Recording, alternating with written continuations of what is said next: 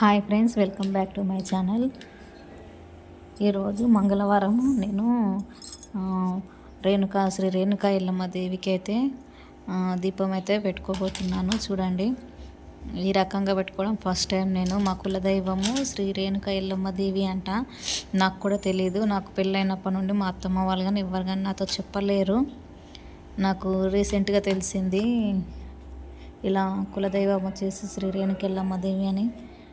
అప్పటి నుండి నేనైతే ఇలా పూజ చేసుకోవాలి అమ్మవారికి ప్రత్యేకంగా అనేసి భావనతోనైతే చేసుకుంటున్నాను. నేను మా కులదైవము శ్రీ రేణుకా ఎల్లమ్మ దేవి అని తెలియకముందు శ్రీ మహాలక్ష్మీదేవిని అష్టలక్ష్ములను బాగా ఆరాధించేదాన్ని. ఇప్పుడు కులదైవంని కాదనేసి వేరే దేవత అనుగ్రహాల కోసము, దేవాల ఆశీర్వాదం కోసం మనం ఎంత ట్రై చేసినా దానికి ఫలితం ఉండదంట. అలాగని నాకు తెలిసింది. సో ఎట్లయితే ఏముంది, మన కులదైవాన్ని కూడా మనం ఫస్ట్ ప్రార్థించుకున్న తర్వాతే వేరే దేవత అనుగ్రహం కోసం మనం పూజ కూడా చేసుకోవచ్చు. అలాగనేసి నేను ఇలా పూజ అయితే స్టార్ట్ చేసుకున్నాను. ఇలా మన ఏమంటారు, ఈ చిన్న మట్టి పాత్రలు ఉంటాయి కదా, చిన్న దొంతులు అంటారు అండి, దొంతులను కూడా అంటారు వీటిని. చిన్న కుండలు, వీటిల్లో 5 గవ్వలు, 5 ఖర్జూరాలు, 5 పోకలు, చిల్లర కాయిన్స్ అవన్నీ వేసుకోవాలి. వాటిపై నుంచి పసుపు కుంకుమ వేసుకోవాలి. రెడ్ కలర్ పువ్వు అయితే ఒకటి వేసుకోవాలి.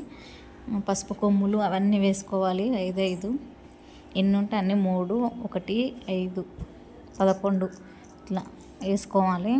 తర్వాత మీద పెట్టుకోవడానికి, మనం దీపం వెలిగించుకోవడానికి 2 ప్రమిదలు అయితే తీసుకున్నాను, మట్టితో చేసినవి. ఫస్ట్ దాంట్లో మంచిగా పసుపు మొత్తం రుద్దేసుకొని పసుపు కుంకుమతోని మంచిగా అది మనము పసుపు బొట్లు అనేటివి పెట్టుకోవాలి. కుంకుమ పసుపు, నేనైతే ఇక్కడ కుంకుమతోని బొట్లు పెట్టుకున్నాను. పసుపు మొత్తం స్ప్రెడ్ చేసేసి కుంకుమ అయితే పెట్టుకున్నాను. ఇలా దీపం కుందులు మట్టి పాత్రలు అవి తీసుకోవాలి. ఆయిల్ అయితే వేసుకున్నాను.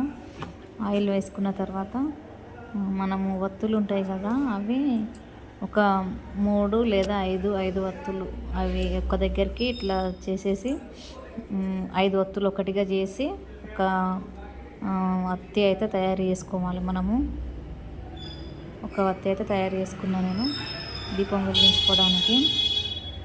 కింద నేను దీపం వెలిగించే దాని కింద ఇంకొక దాంట్లో అక్షింతలు ఎందుకు వేస్తానంటే, ఖాళీగా ఉండొద్దంట. పైన దీపం వెలిగించే దాని కింద మట్టి ప్రమిద ఖాళీగా ఉండకూడదనేసి నేను అక్షింతలు అయితే వేసుకున్నాను. తర్వాత మనం ఈ దీపం పెట్టుకోవడానికి ఒక ప్లేట్లోకి కొన్ని బియ్యం తీసుకొని అయితే ఆ దీపాన్ని అందులో పెట్టేసుకోవాలి. ఎల్లమ్మకి ఎంతో ఇష్టమైన మన వేపాకు, మల్లెపూ, వేపాకు, గులాబీలు, చామంతి పూలతోనే అయితే నేను మాలాగా అనేది రెడీ కుచ్చుకున్నాను. తర్వాత వచ్చేసి దీపం అయితే మనకు రెడీ అయిపోయింది. నేను బియ్యం అవి అన్నీ పసుపు కొమ్ములు అవన్నీ వేసుకున్నాను కదా, దానికైతే కంకణం అనేది కట్టుకున్నాను. కంపల్సరీ కట్టుకోవాలంట కంకణం అనేది. పసుపు కొమ్ము తమలపాకుతోని కంకణం అయితే కట్టుకున్నాను. చూడండి, నాకు ఎల్లమ్మ దేవి ఫోటో అయితే లేదు, విగ్రహం ఉంది, చిన్న విగ్రహము. ఆ విగ్రహంతోనే నేనైతే ఇన్ని రోజులు పూజ చేసుకున్నా. కాకపోతే మామూలుగా దీపం పెట్టుకునేదాన్ని. ఈరోజు ఏంటంటే ప్రత్యేకంగా చేసుకోవాలి మంగళవారం అనేసి ఇంకా నేను ఇలా అయితే ఏర్పాటు చేసుకున్నాను. చూడండి, ఇప్పుడైతే మొత్తం నేనైతే డీప్ క్లీన్ చేసేసిన రూమ్, పూజ సెల్ఫ్ మొత్తం డీప్ క్లీన్ చేసి మొత్తం ఫొటోస్ అన్నీ కడుక్కొని నీట్గా చేసి పెట్టుకున్నాను. ఇది వచ్చేసి బెల్లం శాఖ అంటారు కదా, బెల్లం శాఖ కూడా పెట్టాలనంట. ఇది కూడా మట్టి పాత్రనేనండి. మట్టి పాత్రలోనే కొత్తవి తీసుకొచ్చుకున్న 2 మట్టి పాత్రలోనే ఇట్లా పసుపుతో మొత్తం అలంకరణ చేసుకొని కుంకుమతోని స్వస్తికు ఓం అయితే రాసుకోవాలి. మనం ఇష్టం బొట్లు ఎలాగైనా పెట్టుకోవచ్చు. అమ్మవారి రూపు కూడా దిద్దుకోవచ్చు, బొట్లు అయినా పెట్టుకోవచ్చు. ఏ రకంగా అయినా మనము అమ్మవారిని భావన వేసుకొని బొట్లు అయితే పెట్టుకోవచ్చు. వాటర్ వేసుకొని నిండా వాటర్లో బెల్లం ముక్క అయితే వేసుకోవాలి. అది మనకు బెల్లం శాఖలాగా రెడీ అవుతుంది అన్నట్టు. తర్వాత అమ్మవారికి ఎంతో ఇష్టమైన వేప చెట్టుతోని మనకు అమ్మవారికి చాలా ఇష్టం అంట. నేను వేప చెట్టు కాడ నుంచి అయితే వేప కొమ్మలు తెచ్చుకొని ఇలా మాలలాగా కట్టేసుకొని మట్టి పాత్రకు బెల్లం శాఖ ఉన్న పాత్రకు అయితే పెట్టేసుకున్నాను. తర్వాత వచ్చేసి నేను అమ్మవారికి నైవేద్యంగా బోనం సమర్పించుకుందాం అనుకున్నా కాబట్టి బెల్లం అన్నం అయితే పరమాన్నం అయితే చేసుకుందామని డిసైడ్ అయినా. పరమాన్నం అయితే ప్రిపేర్ చేస్తున్నాను. బెల్లం ఫస్ట్ బియ్యం కడిగి స్టవ్ మీద పెట్టుకున్న తర్వాత అన్నం ఉడికేటప్పుడే బెల్లం వేసుకున్నాను. బెల్లం వేసుకుని అన్నం కొంచెం ఉడుకుతున్నప్పుడు పాలైతే పోసుకున్నాను. పరమాన్నం అయితే రెడీ అవుతుంది. అమ్మవారికి ఎంతో ఇష్టమైన పరమాన్నము, పచ్చన్నము, పసుపుతో వేసి చేస్తారు కదా అన్నము శ్రీ రేణుకెళ్ళమ్మ దేవికి చాలా ఇష్టం అండి. ఇది రాగి చెంబు అయితే బోనానికి నేను సిద్ధం చేసుకున్నాను. బోనం కోసమని మొత్తం పసుపుతోని పసుపు రుద్ది గంధంతో ఫస్ట్ గంధం పెట్టి గంధం పైనుంచి కుంకుమ పెట్టుకున్నాను. తర్వాత పువ్వులు మాల గుచ్చుకొని పూలదండ కూడా రాగి చెంబుకు పెట్టేసుకున్నాను బోనానికి. తర్వాత వచ్చేసి బోనానికి దీపం అయితే పెట్టుకున్నాను. కింద స్టీల్ మూత ఒకటి ఎందుకు పెట్టానంటే నాకు దానికి కరెక్ట్గా సరిపడే ఇంకొక మట్టి ప్రమిద అనేది తెచ్చుకోలేదు. నేను వచ్చేసి అదేంటి బోనం అయితే పెడతాను అనుకోలే, ఖాళీ దీపం ఒకటే ముట్టిద్దాం అనుకున్నా. తర్వాత వచ్చేసి నాకు బోనం చేసుకోవాలనిపించింది అమ్మవారికి. అందుకనే నాకు వీలుగా ఉన్నట్టు ఒకటి స్టీల్ ప్లేట్ అయితే తీసుకున్నా పైనుండి పెట్టడానికి. స్టీల్ ప్లేట్ తీసుకొని దానిపైనుంచి కొత్తది మట్టి ప్రమిద మొత్తం పసుపు కుంకుమలతోని అలంకరణ చేసుకొని పెట్టుకున్నాను. ఇప్పుడు నైవేద్యం అయితే రెడీ అయిపోయింది. నైవేద్యాన్ని నేను వచ్చేసి బోనం చేసే పాత్రలో అయితే వేసుకున్నాను. రాగి చెంబులో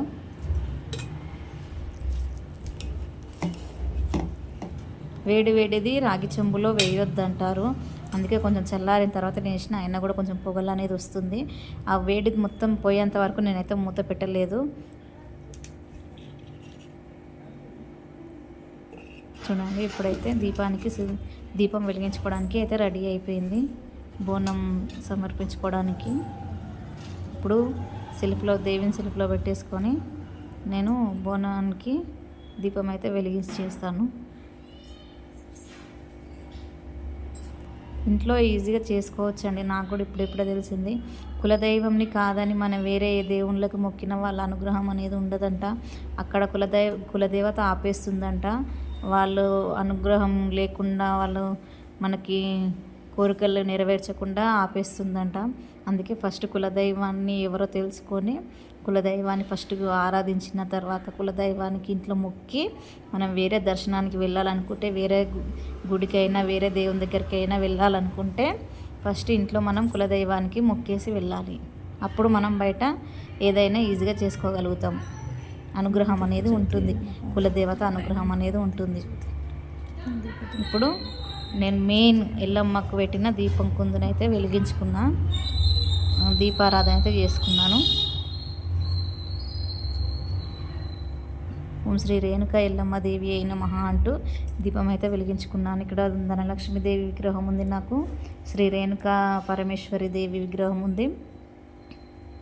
నేనైతే ఇక్కడ ఇలా ఫస్ట్ శ్రీ రేణుక ఎల్లమ్మ దేవికి దీపం అయితే వెలిగించుకున్నాను. ఎల్లమ్మ దేవికి ఇలాగే దీపం పెట్టుకోవాలంటండి. మట్టి పాత్ర తీసుకొచ్చుకొని దాంట్లో బియ్యం వేసుకొని మన ఏమంటారు గవ్వలు అవన్నీ వేసి పెట్టుకోవాలి. ఇది వచ్చేసి నేను అమ్మవారికి పసుపు బొట్టుగా భావించి 2 బ్లౌజ్ పీసులు అయితే తీసుకున్నాను. గ్రీన్ అండ్ బ్లూ, పర్పుల్ 2 అయితే తీసుకున్నాను. అట్టి పండ్లు, గాజులు, పసుపు, కుంకుమ, పువ్వులు ఇవన్నీ అమ్మవారికి అయితే పసుపు బొట్టుకు రెడీ చేసుకున్న. ఇందులో ఒకటి మిస్ అయింది, తమలపాకు అయితే నా దగ్గర లేకుండే.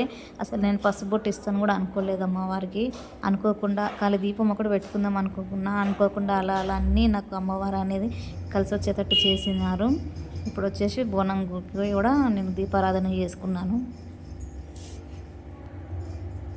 నేను సింపుల్గా అసలు ఇవన్నీ చేస్తాను కూడా అనుకోలేదు. నాకెందుకో అమ్మవారు నాకు అనుగ్రహం అనేది నాకు ఫస్ట్ వీక్లోనే నన్ను దయ దలిచినట్టుంది అమ్మవారు. నా మీద దయ చూపించింది అనుకుంటా అమ్మవారు, శ్రీ రేణుకెళ్ళమ్మ దేవి తల్లి.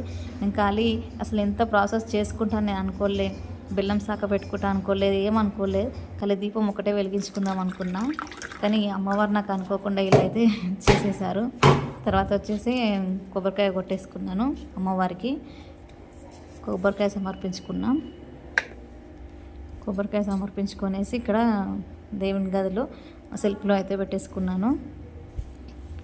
చూడండి, నాకు ఇక్కడ మామిడి తోరణాలు ఒక్కటే పాతవి ఉన్నవి, అవి కూడా తీసేస్తే ఏంటంటే నాకు మామిడి ఆకులు ఇక్కడ దగ్గరలో ఇక్కడ లేవు, తీసుకొచ్చే వాళ్ళు కూడా లేరు.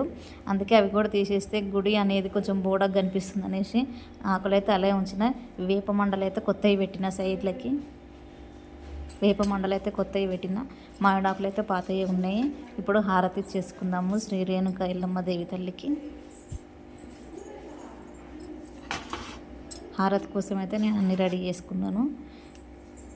కొబ్బరికాయ కొట్టి హారతి ఇచ్చేసుకుంటే పూజ కంప్లీట్ అయినట్టేనండి.